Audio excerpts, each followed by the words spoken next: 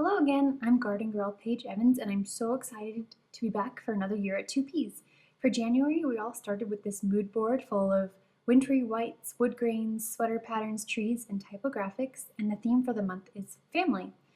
My video is all about being inspired or the projects we create because we want to make art or to try a new technique, emphasize color and texture, etc. So right up my alley. I found this quilt on Pinterest and I wanted to try and replicate it with paper. So here's what I came up with based on all of those requirements. It's a layout called Family, and I pulled all of the colors from the mood board as well as the theme of family. So let's begin. Again, started with the mood board and my Pinterest quilt find, and I'm using the close knit cut and paste and Maggie Holmes Flea Market 6x6 paper pads, and I just pulled the pieces of paper that match the colors from the mood board, and then I'm using a 1-inch square punch, and I'm punching. In the video I just did one, but then I went back and I punched 2 squares from each of the papers, and here they all are. They look so pretty. The next step is to trim them in half, and if you've seen me do this technique before, it's because I have.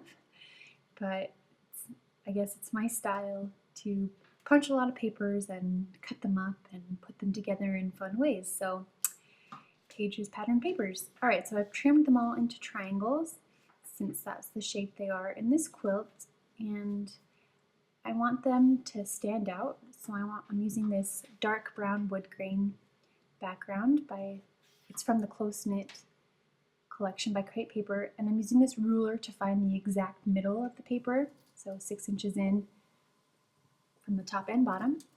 And now I'm just going to go ahead and start placing my triangles according to the pattern on the quilt.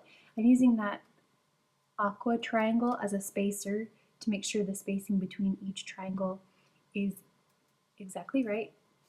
And I want them to be a little bit straighter, so I'm picking them up, adjusting them. And now really I'm just going off of this design. So I counted on that little image of the quilt that there were 16 triangles going from the top to the bottom, and I'm using a 1-inch square punch or 1-inch triangle. And so since my paper is only 12 inches, I needed to adjust the design. So I couldn't exactly copy it. I had to shrink it down. So what did I do? I made rows of 3 instead of 4, like they did in the picture. So I just improvising as I go along.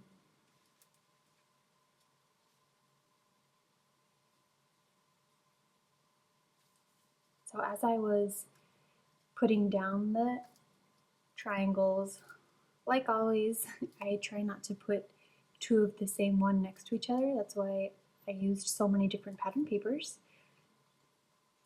I like to vary, where the pinks are, where the yellows are, where the grays are, where the blues are, and spread the reds out all around. So there's a nice mix of color all around the layout.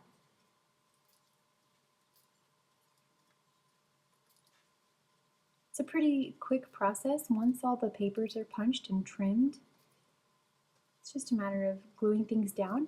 I'm using this adhesive roller by American Crafts, but I'm not being too picky about making sure that they stick down permanently or even like perfect placement, because I think a little bit of imperfection gives layouts their handmade nature. But I know that I'm going to go back over my triangles with a sewing machine, so it's okay if the adhesive isn't too sticky. In fact, it's preferable if it's removable adhesive so that you can move them around if needs be.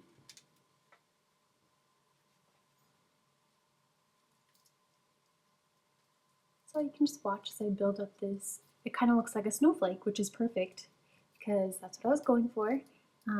Based on the mood board of the wintry whites and the patterns, I really liked how this looked like a snowflake.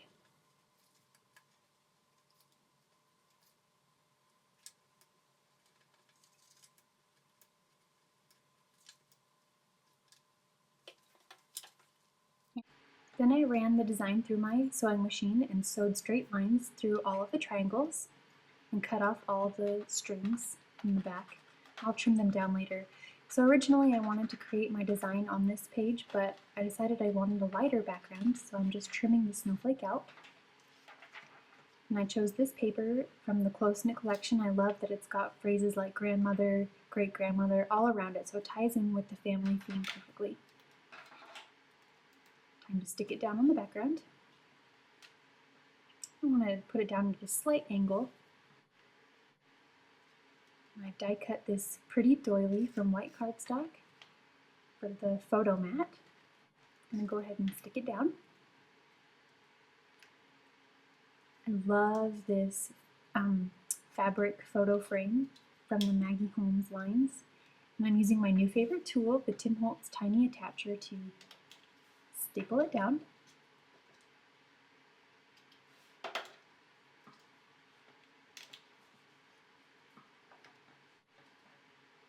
Alright, from these 12 by 12 chipboard pages, I've chosen a couple of embellishments that are matching colors. And I'll go ahead and put them on top of some of the triangles, along with a 4, because that's how many members are in our family, and then a little button to create the triangle. I've added a wood veneer heart right there, and I love that these just say family. You know, if it's a family theme for the month, let's just call the layout family. These are from the Close Knit by Crepe Paper. A little resin hairpin by Maggie Holmes for an embellishment, and this stitched paper border, also from Maggie Holmes. A little resin flower from Maggie Holmes, and a little label sticker where I can stamp the date on later, or right now. This October afternoon roller date stamp is perfect, because I usually don't use the sentiment in front, so I just want the date. I did a little test stamp on there first. Looks good, so I stamped it right on the label, and I'm going to tuck it under there so it's just a little peekaboo. See the date. I like to add my hand journaling, so I just draw some lines along the top right and bottom left sides of the snowflake, and I'll go ahead and write my journaling. And after this, it looks pretty complete.